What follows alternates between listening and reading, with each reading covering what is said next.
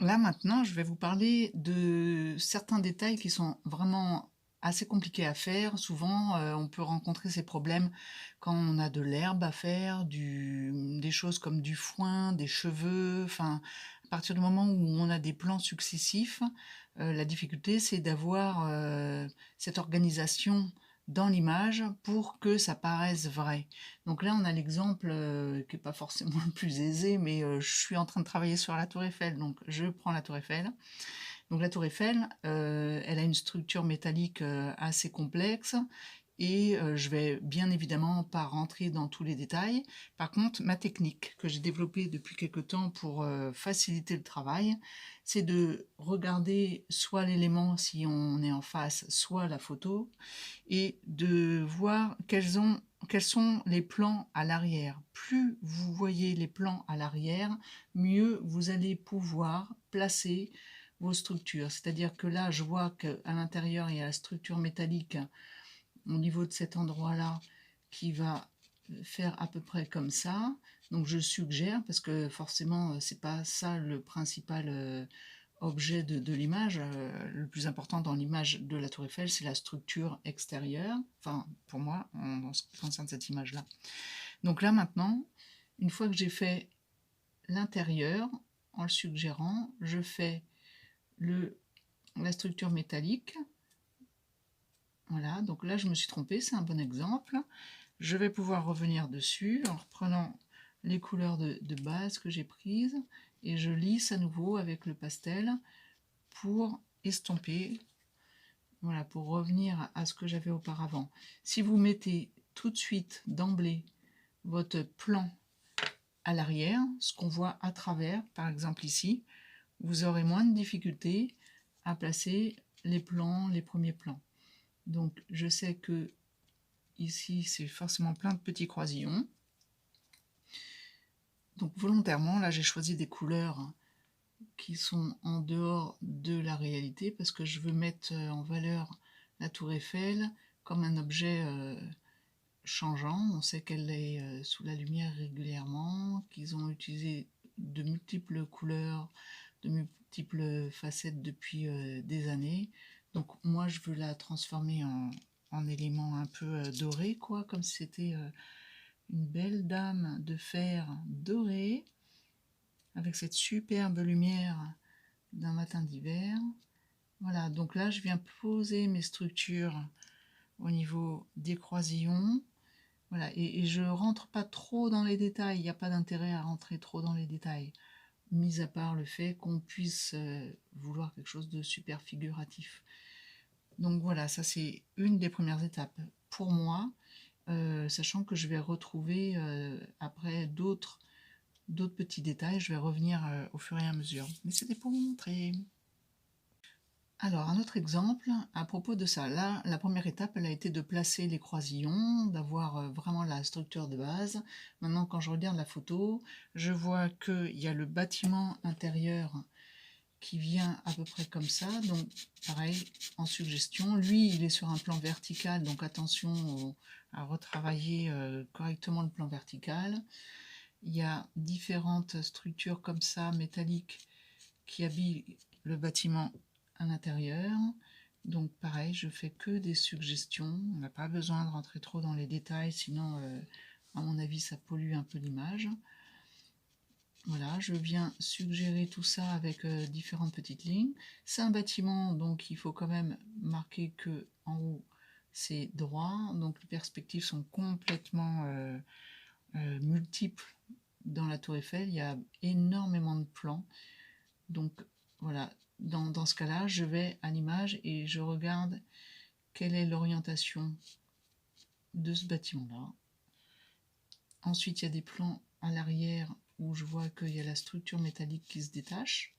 Donc je mets ma structure métallique.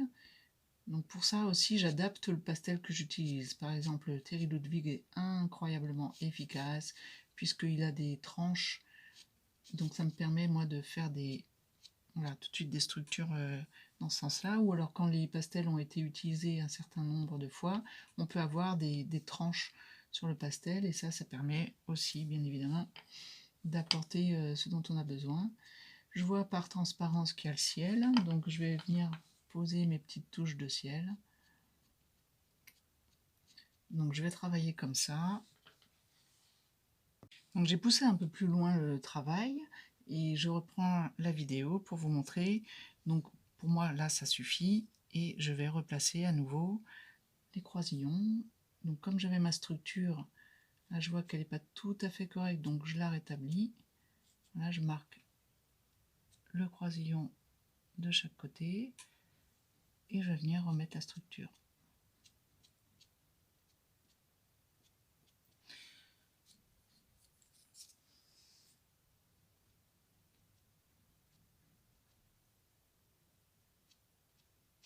Sachant que je reviendrai par-dessus un peu plus tard quand j'aurai monté toute ma tour Eiffel. Et là, ça me permettra de voir les erreurs de perspective éventuelles. Et bien à plus tard.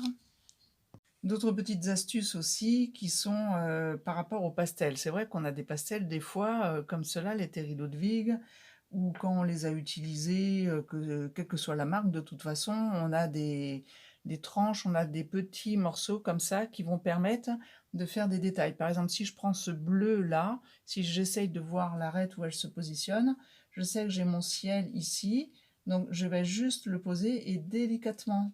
Tout est dans le geste. Si vous apportez votre pastel de façon à, par exemple ici, déposer juste l'angle ou l'arête ou le bord, quelle que soit la forme du pastel, vous arriverez de toute façon à faire des formes simples. Il faut faire attention aussi à la façon dont on appuie. Si vous appuyez beaucoup, forcément vous avez plus de risques d'avoir une empreinte marquée.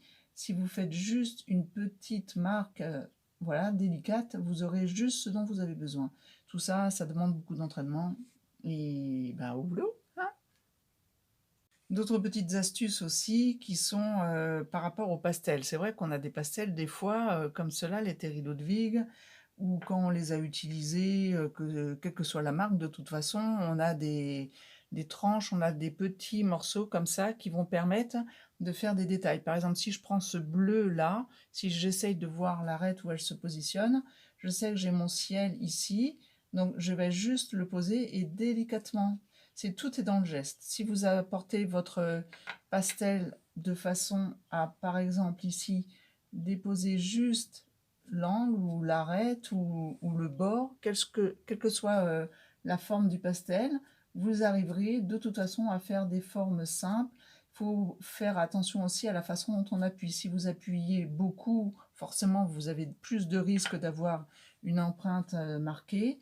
Si vous faites juste une petite marque voilà, délicate, vous aurez juste ce dont vous avez besoin.